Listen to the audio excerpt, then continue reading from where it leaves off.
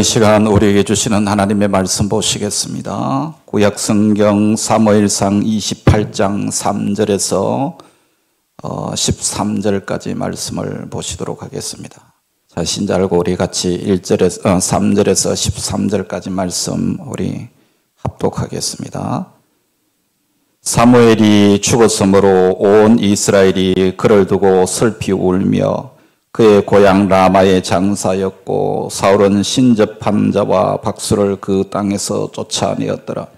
블레셋 사람들이 모여 수넴에 이르러 진침해 사울이 온 이스라엘을 모아 길보아에 진쳤더니 사울이 블레셋 사람들의 군대를 보고 두려워서 그의 마음이 크게 떨린지라. 사울이 여호와께 묻자오되 여호와께서 꿈으로도 우림으로도 선지자로도 그에게 대답하지 아니하시므로 사울이 그의 신하들에게 이르되 나를 위하여 신접한 여인을 찾으라. 내가 그리로 가서 그에게 물으리라 하니 그의 신하들이 그에게 이르되 보소서 엔돌에 신접한 여인이 있나이다. 사울이 다른 옷을 입어 변장하고 두 사람과 함께 갈새 그들이 밤에 그 여인에게 이르렀으는 사울이 이르되 청하노니 나를 위하여 신접한 술법으로 내가 내게 말하는 사람을 불러 올리라 하니 여인이 그에게 이르되 네가 사울이 행한 일 곧 그가 신접한 자와 박수를 이 땅에서 멸절시켰음을 아나니 네가 어찌하여 내 생명의 올무를 놓아 나를 죽게 하려느냐 하는지라.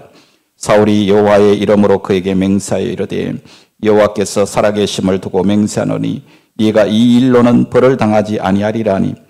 여인이 이르되 내가 누구를 내게로 불러 올리랴 하니 사울이 이르되 사무엘을 불러 올리라 하는지라.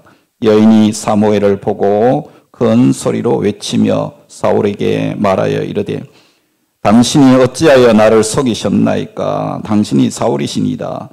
왕이 그에게 이르되 두려워하지 말라. 네가 무엇을 보았느냐 하니 여인이 사울에게 이르되 내가 영이 땅에서 올라오는 것을 보았나이다 하는지라. 아멘. 자, 오늘 여러분들과 함께 나누는 그 말씀의 제목이 바로 예수 생명의 역사를 누리라 하는 것입니다. 예수 생명. 우리가 예수를 믿게 되면 우리 속에 예수님이 우리와 함께 하시는 것입니다. 이것을 영접이라고 합니다. 예수 그리스도를 내가 영접했다 그렇게 말하죠. 역사를 영어로 히스토리라고 합니다. 히스토리. His story. His. 그의 이야기예요. 그분의 이야기. 그가 누굽니까? 역사는 히스토리. 그분 예수님의 이야기가 역사다 그 말이죠. 그래서 성경은 예수님의 이야기를 담고 있는 책이다 그런 이야기입니다. 그래서 구약은 앞으로 이 땅에 오실 예수님에 대한 계시의 말씀이 구약이고 신약은 예수님이 이 땅에 오신 이야기예요. 예. 그래서 오실 예수님과 오신 예수님에 대한 이야기를 우리가 말씀을 통해서 우리가 알아가는 것이죠. 그래서 우리 인생은 하나의 그릇입니다. 이 그릇이라고 하는 것은 그 안에 무엇을 담느냐에 따라서 그릇의 이름이 달라지지 않습니까? 그 안에 뭡니까? 그릇을 금을 담아 놓으면 금그릇이 되는 것이고 은을 담아 놓으면 은그릇이 되는 것입니다. 그 다음에 개밥을 담아 놓으면 개밥그릇이 되는 것이죠. 그러니까 그릇에 뭘 담느냐 하는 것이 굉장히 중요한 것입니다.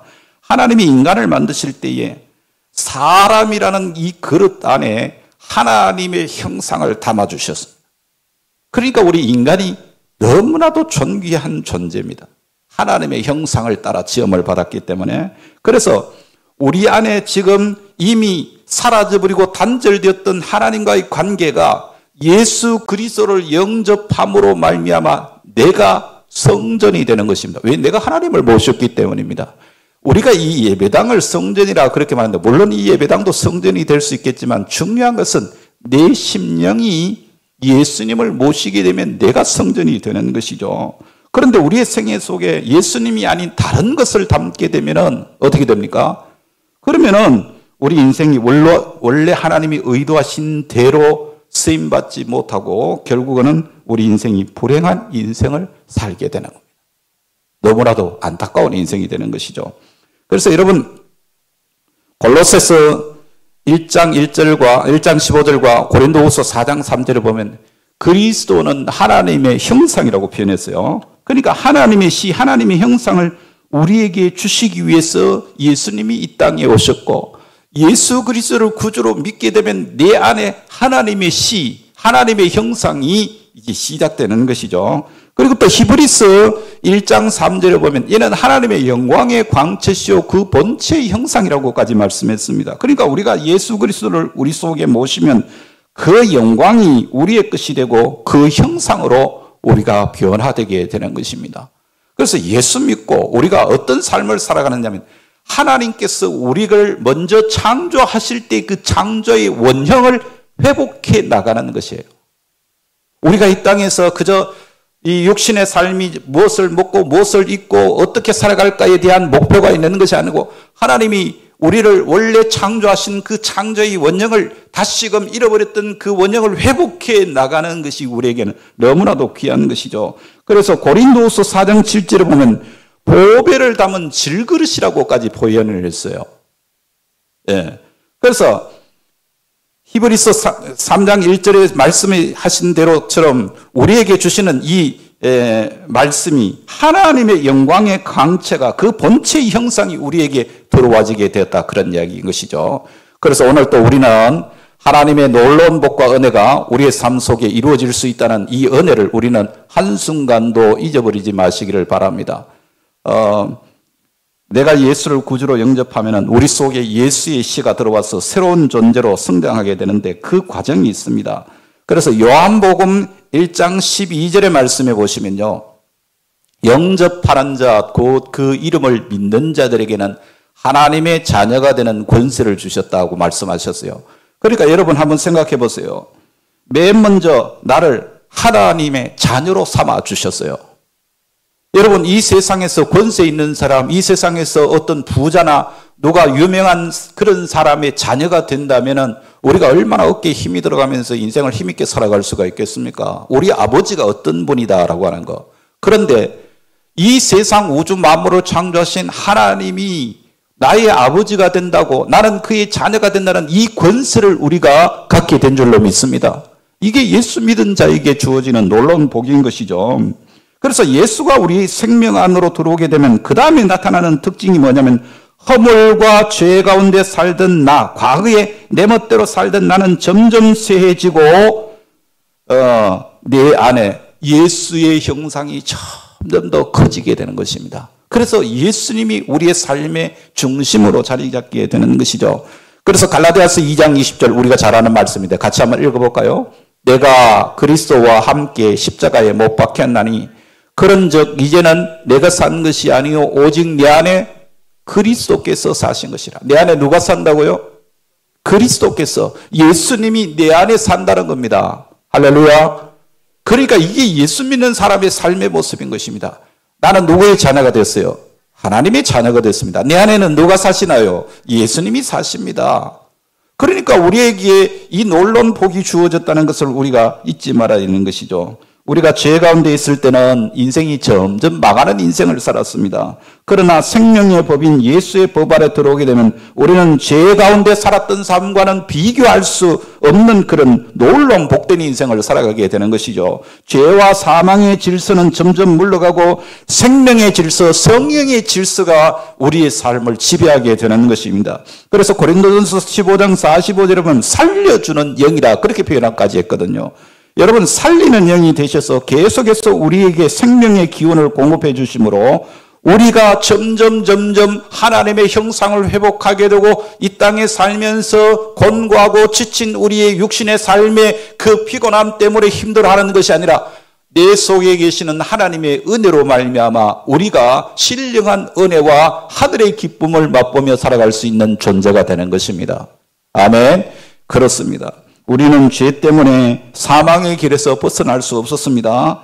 그런데 예수 그리스도가 내 속에 주권을 가지고 나를 통치하셔서 내 인생이 하나님의 나라가 되게 되는 것입니다. 그래서 우리가 이 교회 공동체라고 하는 것은 하나님의 나라의 작은 모델입니다. 여기에서 우리는 하나님의 나라의 실제의 삶을 우리가 연습하고 그 삶을 살아가는 것을 경험하게 되는 것이 교회 생활이다, 그런 이야기죠. 자, 그래서 이때 그리스도가 내 생명이 되고 정말 내 본질이 되기 위해서는요, 반드시 우리가 결단해야 될 일이 있는데, 그것은 우리를 만족해 하고 우리에게 공급되는 음식을 잘 먹어야 됩니다. 음식을 뭘 먹느냐, 이게 우리에게 너무나도 중요한 것이죠. 이스라엘 백성들이 출애굽하기 전에 고센 땅이라는 곳에서 살고 있었습니다. 예. 그때는 이스라엘 백성들이 애굽에서 살고 있었기 때문에 무슨 음식을 먹었냐면 애굽의 왕이었던 바로가 주는 음식을 먹었습니다.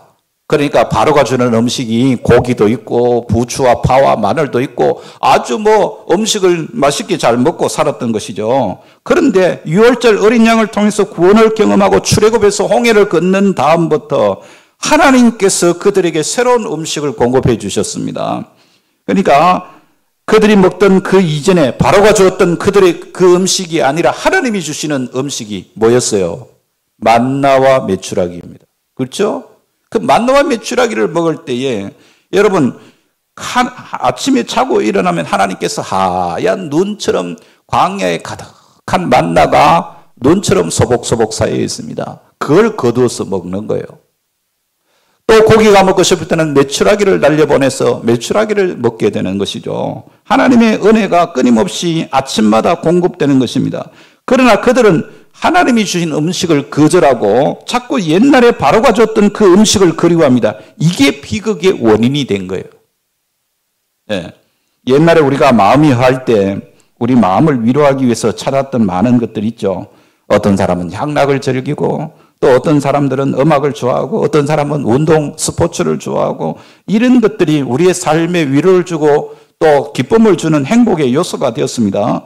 그러나 예수님을 영접하고 예수님이 주시는 은혜의 삶을 살게 될 때에 예수 믿고 우리의 신앙이 성장하게 되면은 이 세상에 있는 것들이 삶의 기쁨을 주는 요소가 될 수 없다는 걸 깨닫게 돼요. 아, 이게 진정한 기쁨이 아니구나. 그러니까 예수 믿는 사람들은 음악도 버려야 되고 그럼 예술도 버려야 되고 내가 좋아하는 취미도 버려야 되느냐 그런 말이 아닙니다. 우리는 먹어야 할 양식이 따로 있는 사람들입니다. 하나님이 주시는 양식을 먹어야 되는 사람이에요. 이 세상이 주는 어떤 기쁨이나 이 세상이 배부르게 하는 그런 것들을 추구하는 삶이 아니라는 이야기예요. 예, 옛날에는 멋진 옷을 입는 것이 내겐 중요한 기쁨이었습니다. 아름답게 보이고 싶은 갈망이 내 삶의 중요한 관심사였습니다. 분위기 있는 음식점에서 맛있는 음식 먹고 친구들과 어울리고 이렇게 사는 것이 인생이라고 생각했습니다. 그러나 내가 홍해를 건너고 광야에서 나온 후부터 이것이 나의 만족이 될 수가 없는 것이죠. 또 하나님이 기뻐하시지 않습니다.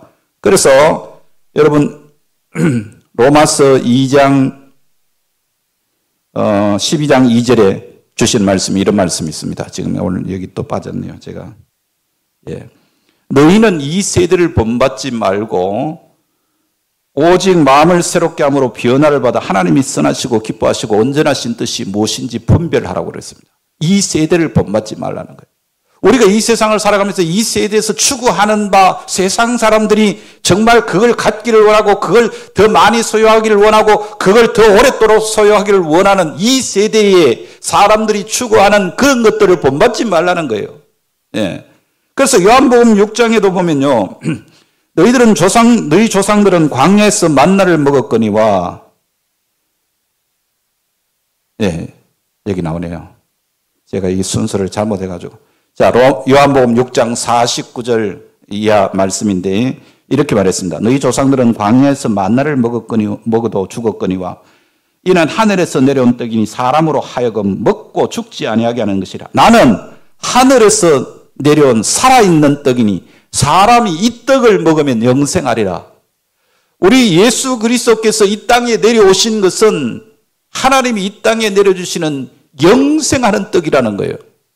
예수님을 먹는 떡이. 그러니까 만나를 주셨던 목적은 하나님의 공급하는 양식으로 살아야 한다는 것을 가르쳐주기 위한 것입니다. 사람은 떡으로 사는 것이 아니에요. 하나님의 말씀으로 살아가야 한다는 이야기입니다. 여러분이 하루에 3끼 밥을 먹는데 그 한 끼를 굶으면 어떨까요? 한 끼 정도는 괜찮겠죠. 한 2끼, 3끼 하루 굶고 이틀 굶으면 어떻게 되나요? 배가 고파 견딜 수가 없는 것입니다. 금식해 보셨죠? 금식해 보면요. 정말 견디기 힘들어요. 그런데 하나님의 말씀을 먹어야 할 하나님의 백성들이 일주일 내내 갔어도 하나님의 말씀 한 장 먹지 않고 그 말씀 읽지도 않고 하나님께서 우리에게 주시는 이 귀한 말씀을 소홀히 하며 살아가고 있다는 것은 하나님 안에 내 안에 들어오신 예수 그리스도로 말미암아 살아가는 하나님의 백성들의 삶의 모습이 전혀 아니다, 그런 이야기죠. 그래서 영적인 힘과 능력은 무엇을 먹느냐 하는 문제입니다. 여러분은 일주일 내내 뭘 먹습니까? 서거절 육을 위해서 그저 밥 먹는 거 그것만 합니까? 여러분, 우리가 즐겨 먹는 음식이 우리의 체질을 결정한다 그러잖아요. 예수가 아닌 다른 것들을 구했을 때 우리의 삶이 곤고해질 수밖에 없습니다. 그러므로 옛날에 즐거워했던 것, 그것으로 우리는 더 이상 즐거워할 수 없는 거예요. 이걸 여러분들이 분명히 알아야 합니다. 여러분, 말씀으로 기도로 계속해서 우리 안에 예수 그리스도를 채우면 우리의 삶이 그리스도를 증거하고 그리스도를 나누는 생애로 바뀌게 되는 것이죠. 그래서 우리를 고린도 후서 2장에는 그리스도의 향기라고 그렇게 표현했어요. 그리스도의 향기. 또 고린도서 3장에 나오면 그리스도의 편지라고까지 표현을 했거든요. 여러분, 우리가 삶을 살아가는 데 있어서 우리의 삶에 이 놀라운 은혜가 우리에게 주어지는데 그것이 우리의 삶에 나타나는 그리스도의 향기로 나타나고 그리스도의 그 복음의 메시지를 담은 편지로 우리의 삶의 모습이 나타나야 되는 것이죠. 어떤 사람은 하도 목욕을 안 해가지고 여러분 냄새가 아주 지독한 냄새가 나는 사람 있죠. 여러분 연세 드시고 어른들은요 목욕 자주 하셔야 돼요. 냄새가 저도 집사람한테 맨날 핀잔 맞는 게 냄새가 난다 그래요. 이제 저도 영감이 되는 것 같아요. 근데 여러분 진짜 냄새는 예수 믿는 사람들은 예수 냄새가 나야 돼요. 예수 냄새. 아멘. 제가 어디 나가면요 저보고 이래요. 목사님이시죠? 아니 목사라고 이야기 안 했는데 어떻게 목사님이시죠? 그렇게 다 되묻는데 어떻게 알았어요? 목사라고 써여 있대요. 신기하다. 저는 거울을 봐도 제 이마에 목사라고 쓰여진 게 안 보이는데 제 모습에서 목사라는 냄새가 나는 건 뭐야? 목사님은 딱 목사님입니다. 이러시는 거예요. 예. 여러분, 내 속에 예수가 채워지게 되면은 우리의 삶을 통해서 예수 그리스도의 향기가 나고 예수 그리스도의 복음의 편지가 되어서 우리의 삶을 통하여 하나님의 형상이 세상 사람들에게 온전히 보여지고 선포되게 되는 줄로 믿습니다. 아름다운 향기가 나게 되는 것이죠.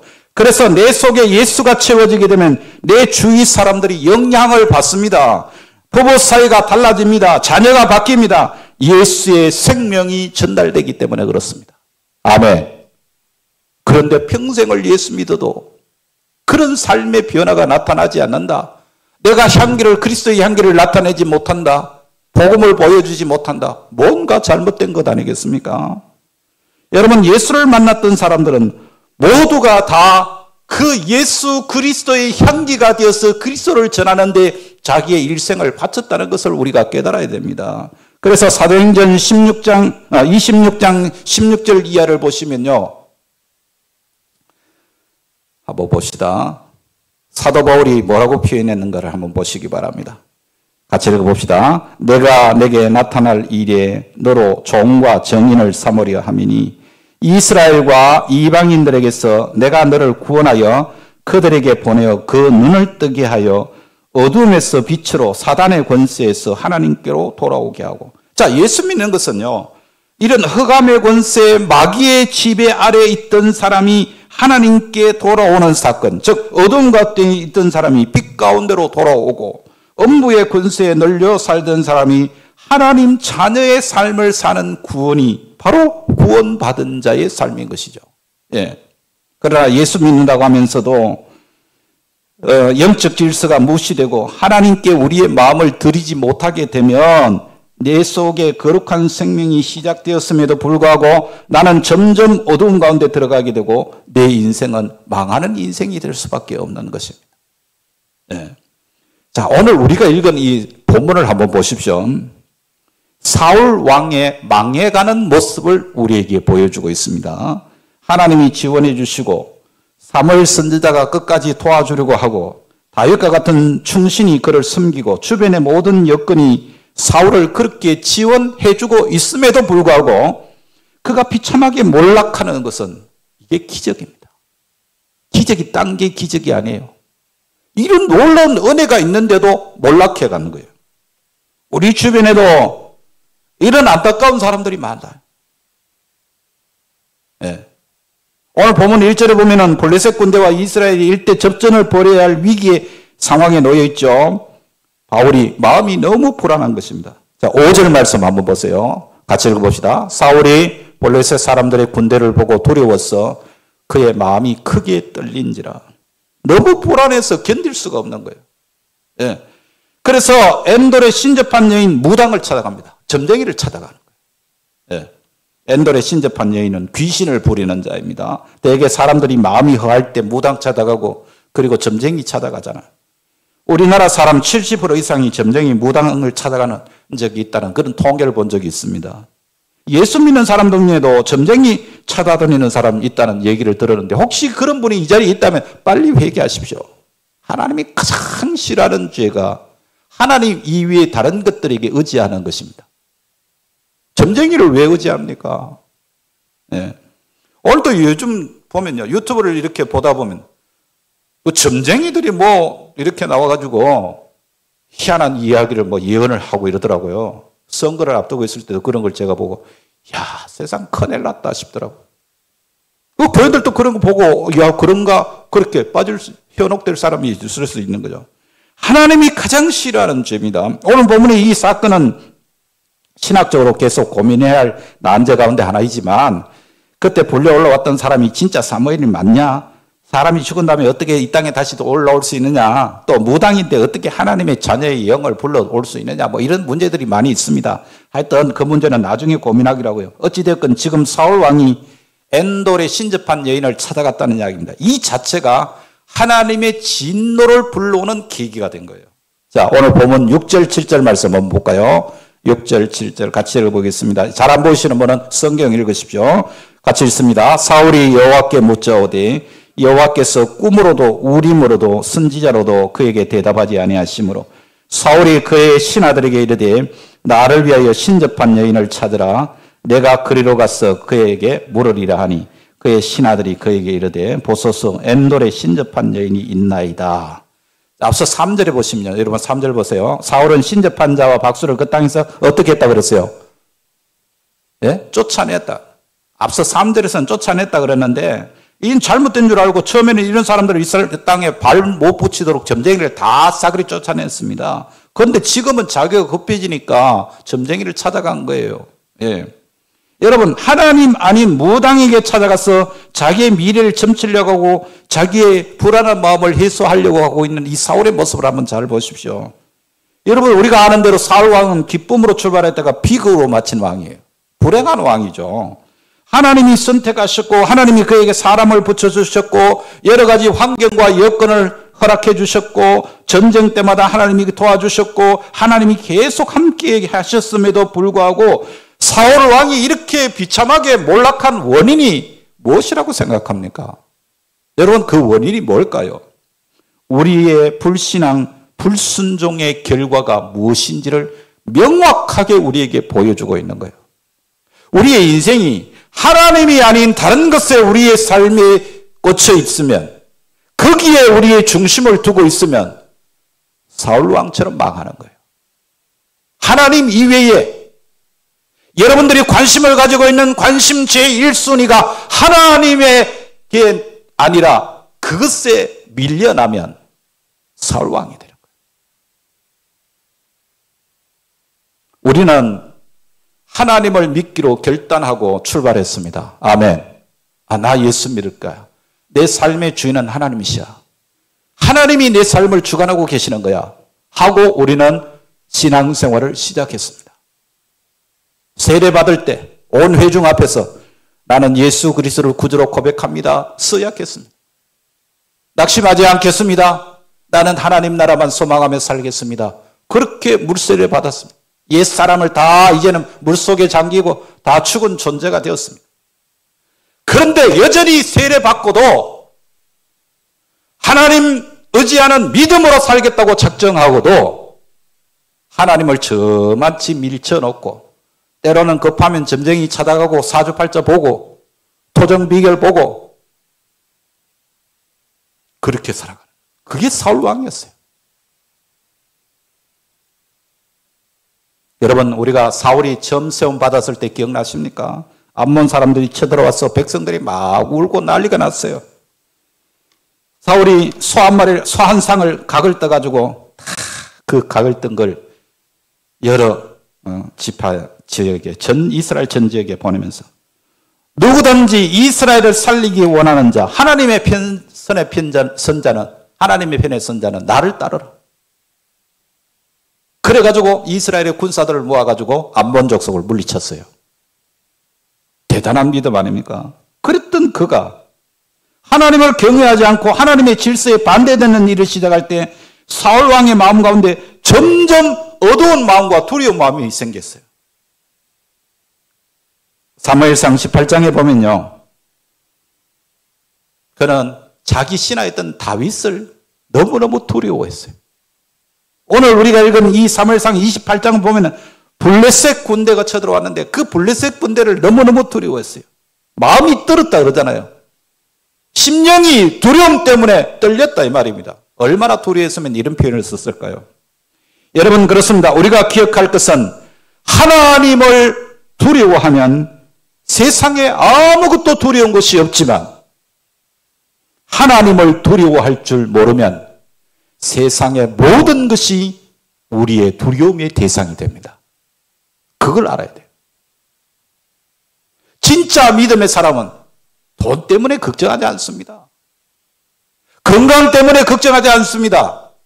자녀 문제 때문에 낙심하지 않습니다. 왜? 하나님이 나를 붙들고 계시니까. 그런데 하나님을 두려워할 줄 모르면 그런 것들이 우리의 삶의 올무가 되는 거예요. 그렇게 사시겠어요? 거기에 매여서 맨날 두려워 벌벌 떨겠어요? 우리는 그렇게 살아갈 수 없는 존재예요.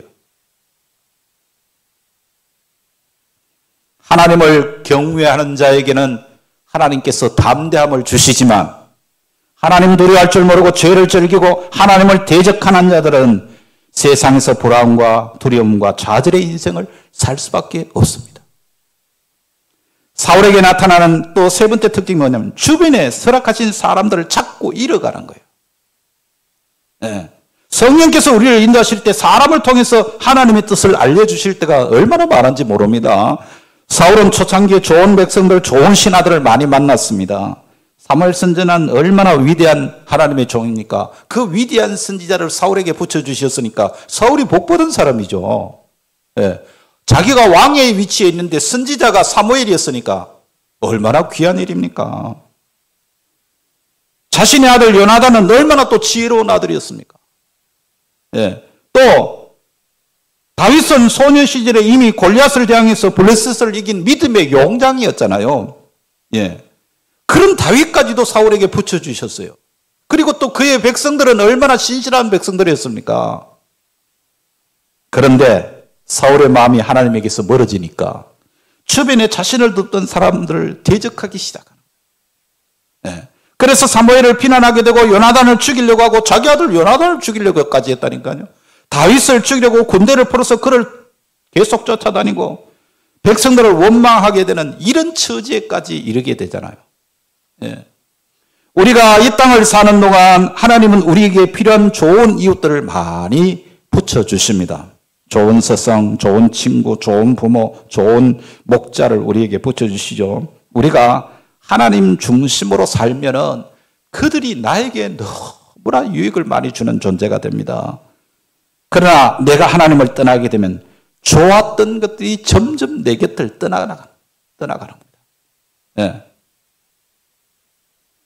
여러분, 사무엘이 얼마나 선지자로서 사울 왕을 많이 도와주고 또 옳은 소리 해가지고 지적을 해주고 바른 길 가도록 해줬습니까? 그런데 그가 사무엘이 도움이 필요하다고 느꼈을 때 이미 때가 늦었습니다. 사무엘이 세상을 떠났기 때문에. 하나님을 섬길 수 있도록 그에 보여주었던 이 선지자가 있었음에도 그는 선지자를 통해서 유익을 얻지 못하고 오히려 그 관계가 대적하는 관계, 껄끄러운 관계로 살았다. 그런 얘기입니다. 그걸 이제 깨닫게 됐을 때는 이미 때가 늦은 것이죠. 우리 주변에 하나님께서 붙여주신 여러분의 이웃이나 친구나 가족이나 그리고 또 교회 와서는 좋은 목회자나 이런 관계는 하나님께서 허락해 주신 겁니다. 예. 이걸 우리가 고맙게 읽을 줄 알아야 돼요. 사단은 우리가 하나님 말씀 듣지 못하도록 자꾸 방해를 합니다. 어느 날 갑자기 목사의 설교가 듣기 싫고 또 목사가 충고해 주는 말이 아늑겁게 들리고 그렇게 되면요 참 심각해지는 것입니다. 내 마음에 이미 병이 들어왔다는 이야기거든요. 분명한 것은 바른 소리 해주는 목회자나 충고하는 목회자나 그들의 섬김과 수고를 통해서 내가 세워진다는 것을 깨달아야 돼요. 제가 여러분들과 무슨 철천지 원한이 있어가지고 여러분에게 맨날 싫은 소리만 해야 되겠어요. 저도 목회자로서 여러분들에게 축복하고 여러분이 은혜의 삶을 살 수 있도록 칭찬하고 격려해 주는 말 많이 하면 좋겠죠. 그런데 하나님의 말씀을 읽다 보면 가슴이 미어지는 거예요. 요즘 새벽 시간에 에레미야서를 보고 있는데 에레미야의 간절한 심정이 저에게 전달되는 것을 느낄 때가 있습니다. 정말 그 사랑하는 이스라엘 백성들을 향해서 눈물을 흘리면서 탄원하며 하나님 앞에 기도하는 에레미야의 그 기도 소리가 저의 심령에 들려오는 거예요. 여러분들의 삶의 모습을 볼 때 목회자로서 가슴이 무너지는 거예요. 야, 이렇게 살면 안 되는데 왜 이렇게 우리의 신앙이 오늘날 힘을 잃어버리고 나약해져 있는지 몰라. 이렇게 살아야 되나? 왜 신앙생활을 이렇게밖에 못하나? 하나님의 살아계신 그 놀라운 역사를 우리가 누리지 못하고 기도하지도 않고 말씀 읽지도 않고 은혜의 삶을 살지 못하고 그저 세상에만 빠져있는 우리의 모습을 하나님이 뭐라고 하실까? 결국 사울이 어떻게 됐어요? 패배하는 인생을 살았던 겁니다. 처음 출발할 때는 정말 놀라운 승리를 보여주면서 출발했잖아요. 자신을 관리를 잘했습니다. 원수들을 이기고 원수 나라들을 물리쳤습니다. 그것뿐만이 아니죠. 그가 아직 왕이 되기 전에 사울을 비난했던 사람들이 있었습니다. 그가 왕으로 등극했을 때는 그는 관용으로 그들을 용서했습니다. 이렇게 멋있게 출발했던 그가 비참하게 죽습니다. 여러분, 성경에서 가장 비극적인 전투가 길보아 전투라고 합니다. 길보아 전투에서 사울의 아들 요나단과 그 아버지 사울 왕이 함께 죽어요. 요나단이 죽고 정말 이제는 적구나. 우리나라가 패배했구나. 그래서 자기 신하에게 너 좀 죽여줘. 그러니까 사울의 신하가 왕을 어떻게 죽여요? 못 죽이겠다고 그러니까 칼을 세워놓고 자기가 거기에 엎어져서 죽었어요. 이게 사울의 마지막이에요. 이런 인생이 비참한 인생으로 끝이 났다네. 어떻게 하나님의 영광으로 출발했던 한 사람의 생애가 이렇게 비극적인 인생으로 끝날까? 성경은 분명히 우리에게 하나님을 알파와 오메가가 되시며 처음과 나중, 시작과 끝이라고 말씀하셨는데 우리 가운데 좋은 일을 시작하신 하나님께서 좋은 결과를 약속하셨는데 왜 사울은 이런 하나님의 축복과 계획에도 비극으로 끝나야 했던가? 그 이유가 뭐냐? 회개할 기회를 놓쳤기 때문이에요. 여러분, 저는 주일 낮 시간 여러분에게 정말 절절하게 여러분에게 그 짧은 시간이지만 권면합니다.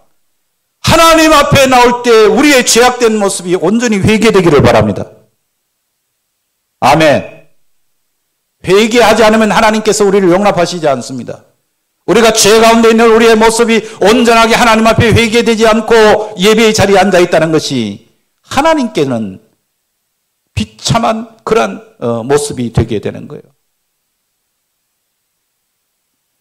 회개의 기회를 놓치면 우리는 하나님의 모든 약속을 상실하게 되는 것입니다. 시편 51편 10절 같이 읽습니다. 하나님이여 내 속에 정한 마음을 창조하시고 내 안에 정직한 영을 새롭게 하소서. 우리 마음과 우리 생각을 지키는 게 중요합니다. 마음과 생각은 말씀의 씨앗을 받는 밭이에요. 사단은 우리가 하나님 말씀 듣는 좋은 이야기를 들으면 믿음이 자라기 때문에 좋은 이야기가 아니라 자꾸 부정적인 이야기, 마음의 상처가 되는 이야기를 들려주는 거예요. 야, 오늘 저녁에 수요일 예배를 가야지. 내가 수요일 예배는 안 나갔는데 나가야지. 이런 마음이 딱 생기면 사단이 꼭 방해를 해요. 나 새벽기도 나가서 기도해야지. 하나님 앞에 내가 기도하지 않고 신앙생활 한다고 말할 수 있나? 그런 마음이 들어서 기도하려고 나오면 꼭 뭔 일인가 방해되는 일이 생겨요. 그 사단의 일이에요. 여러분 이걸 빨리 깨쳐야 돼요. 우리가 진리의 말씀, 약속의 말씀을 믿고 살겠다고 결단하죠. 그래서 내 마음에 하나님의 말씀을 믿고 입으로 그것을 신하고 선포하게 되면 이것을 통해서 하나님의 약속이 나에게 실현되는 겁니다. 네. 고린도후서 4장 4절의 말씀에 보면요. 이 세상의 신이 믿지 않는 자의 마음을 혼미하게 해서 하나님의 말씀을 듣지 못하게 한다고 그랬어요. 네. 하나님의 말씀이 우리에게 심어지면 하나님의 형상이 회복되기 때문에 사단은 어쨌든 그걸 못하게 하려고 우리 마음을 자꾸 혼란하게 하는 것이죠. 그래서 사람에 대해서도 불신하게 만들고 싫은 감정 가지게 하고 마음을 엇갈리게 함으로써 하나님의 계획을 성취 못하도록 방해를 하는 것이죠. 고린도서 4장 6절 같이 읽어봅니다. 어두운 데 빛이 빛이라 말씀하셨던 그 하나님께서 예수 그리스도의 얼굴에 있는 하나님의 영광을 아는 빛을 우리 마음에 비추셨느니라. 아멘. 마음이 혼미해지거나 허망한 생각을 붙잡지 마십시오. 그때부터 그 사람의 인생은 하나님이 거절하십니다. 허망한 것을 붙잡지 마라. 여러분, 아무리 하나님이 도와주시고 좋은 사람이 옆에서 섬겨주고 환경이 좋아서 그를 도와주려고 해도 이 사울처럼 비극적인 인생의 결말을 맺는다면 얼마나 이게 안타까운 일일까요? 은혜 받는 일이 대단히 중요합니다. 우리는 은혜 받는 일에 열심을 내야 됩니다. 갈망해야 됩니다. 그러나 더욱 중요한 것은 받은 바 은혜가 내 속에 성장할 수 있도록 은혜를 지키는 일이 중요해요. 많은 사람이 말씀을 듣잖아요. 진리가 무엇인가에 대한 갈증도 가지죠. 그러나 마음을 지키지 못하기 때문에 들은 말씀이 유익이 되지 못하는 것입니다. 하나님이 지원해 주지 않아서 좋은 목자를 만나지 못했기 때문에 좋은 교회를 만나지 못했기 때문에 망하는 게 아닙니다. 하나님은 우리를 위해서 많은 좋은 것들을 예비하고 계십니다. 얼마나 많은 복을 준비하고 계시는지 모릅니다. 그런데 왜 사울왕처럼 우리가 몰락해 있어야 되겠습니까? 마음과 생각을 지키지 못하면 그런 결과가 와지게 되는 것이죠. 그래서 하나님을 중심으로 하나님을 경외하고 정말 하나님을 높이고 하나님을 주로 모시고는 사는 삶, 정말 이 세상에 허망한 것을 쫓아 살지 않는 그런 삶을 우리가 살아야 마지막 우리의 삶이 해피엔딩으로 끝나는 것입니다. 그래서 주님께서 우리에게 은혜를 주실 때 우리 마음을 주님께 드리시기 바랍니다. 예배는 정성과 마음을 드리는 거예요. 생각을 드리는 거예요. 많은 축복의 기회, 우리를 위해서 준비하신 너무나 많은 신령한 복들이 우리에게 준비되어 있습니다. 예수 그리스도의 십자가와 부활과 복음의 영광이 이미 씨앗으로 우리에게 들어와 있습니다. 그래서 우리는 반드시 30배, 60배, 100배의 열매를 맺게 되어 있습니다. 하나님이 나를 도와주시지 않고 은혜가 부족하기 때문이라고 생각하면 그건 큰 착각입니다. 내가 열쇠를 가지고 천국을 열 수도 있고 닫을 수도 있습니다. 그래서 우리 마음을 잘 지켜서 예수 그리스도의 생명의 역사를 누리는 복된 성도들이 되시기를 주의 이름으로 축복합니다. 시작과 끝이 되신 아버지 하나님, 우리 속에 예수 생명의 역사를 시작하셨사오니 결국은 선하게 아름답게 열매 맺게 하실 것을 믿습니다. 사랑하시는 주님, 간절히 기도합니다. 내 마음을 주님께로 향하게 하시고 주님만으로 기뻐하며 주님만으로 만족할 수 있는 믿음을 허락하여 주옵소서. 세상에 허망한 것들이 우리를 유혹할 때 그것들을 거절하게 하시고 배부르지 못할 것들에게 우리의 마음을 빼앗기지 않도록 지켜주옵소서. 허망한 생각에 붙잡히지 않게 하시고 우리의 마음을 온전히 주님께 드리는 성도들이 되게 하여 주시옵소서. 오늘 또 우리 이 자리에 앉아있는 주의 성도들에게 이 놀라운 은혜, 예수의 생명으로 가득 찬 하나님의 백성된 삶을 살아가게 하시고, 아버지 하나님, 오늘 또 병으로, 육신의 연약함으로, 삶의 곤고함으로 힘들어하는 모든 성도들에게 우리 주 예수 그리스도의 놀라운 은총의 역사가 함께해 주시기를 우리 구주 예수님의 이름으로 기도드리옵나이다. 아멘.